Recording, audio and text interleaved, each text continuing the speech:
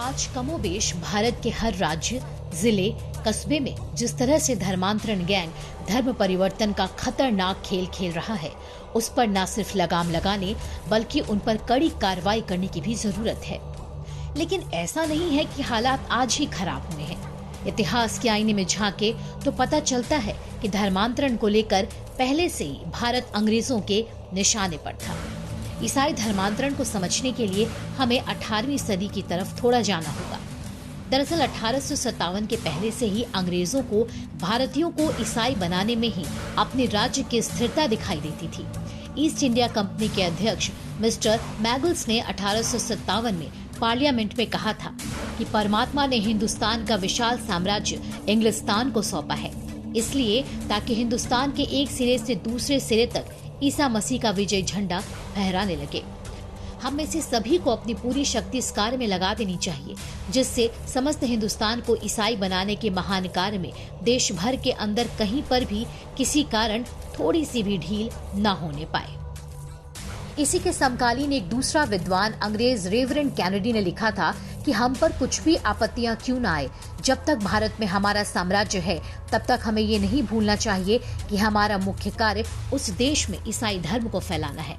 जब तक कन्याकुमारी से लेकर हिमालय तक सारा हिंदुस्तान ईसा के मत को ग्रहण ना कर ले और हिंदू और मुसलमान धर्मों की निंदा ना करने लगे, तब तक हमें ये कोशिश करते रहना चाहिए। इस काम के लिए हम जितनी कोशिश कर सके हमें करनी चाहिए और हमारे हाथ में जितने अधिकार और जितनी सत्ता है उसका इसी के लिए इस्तेमाल करना चाहिए। कुछ ऐसे ही विचार आपको लॉर्ड मैकाले के लेखों में भी मिल जाएंगे, जिसने भारतीय शिक्षा प्रणाली का सबसे अधिक नाश किया।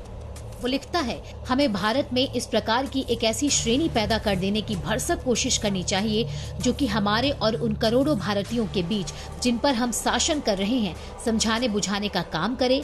ये लोग ऐसे होने चाहिए जो कि रक्त और रंग की दृष्टि से हिंदुस्तानी हो, लेकिन जो अपनी रुचि, भाषा, भाव और विचारों की दृष्टि से एक अंग्रेज हो। अंग्रेजों ने अपने राज्य में ईसाईयत का कितना प्रचार किया और वो क्या करना चाहते थे, ये आप समझ ही गए होंगे। जब 1856 में पंजाब पर कंपनी का अधिकार हुआ, इसके बाद कंपनी ने पंजाब को आदर्श ईसाई प्रांत बनाने की कोशिश की। Sir Henry Lawrence, sir John Lawrence Punjab के अंग्रेज शासक इसी विचार के थे। इनमें से कईयों का मत था कि पंजाब में शिक्षा का सारा काम ईसाई पादरियों के हाथ में दे दिया जाए और सरकार की ओर से स्कूलों को पूरी सहायता दी जाए। स्कूल और कॉलेजों में ईसाई मत की शिक्षा दी जाया करे। अंग्रेज सरकार हिंदू धर्म और इस्लाम धर्म को किसी भी प्रकार की सहायता ना दे। किसी भी सरकारी विभाग में हिंदू मुसलमान कर्मचारियों को त्योहार की छुट्टी ना दी जाए। साथ ही न्यायालयों में हिंदू मुसलमान धर्मशास्त्रों को और धार्मिक रीति रिवाजों को कोई स्थान नहीं दिया जाए। धीरे धीरे इन शासकों ने सैनिकों की धार्मिक भावनाओं की भी अवहेलना शुरू कर दी। बात में उनके धार्मिक नियमों का उल्लंघन किया जाने लगा। कारतूसों में गाय और चर्बी लगाना और फिर उनको उनके मुंह से तुड़वाना इसके उदाहरण हैं। अंग्रेज अधिकारी सैनिकों के धर्म परिवर्तन के कार्य में लग गए। वहीं दूसरी तरफ सैनिकों को प्रमोशन का भी लालच दिया गया कि जो सिपाही अपना धर्म छोड़ देंगे उन्हें हवलदार बना दिया जाएगा। हवलदार को सूबेदार और सूबेदार को मेजर की पदवी दी जाएगी। इसका परिणाम ये हुआ कि भारतीय सिपाहियों में काफी असंतोष फैल गया। भारत के लोगों को ईसाई बनाने की कोशिश, सैनिकों का धर्म परिवर्तन, ऐसे कई कारणों से ही भारतीय जनता के मन में असंतोष और प्रतिकार की भावना भर गई, जिसने 57 की महान क्रांति को जन्म दिया। महान लेखक, इतिहासकार और राजनीतिक कार्यकर्ता सीताराम गोयल का कहना है, पश्चिमी जगत ने जहां यीशु एक लंबे समय तक फला फूला, उसको अब कबाड़ कचरा समझकर फेंक दिया गया है।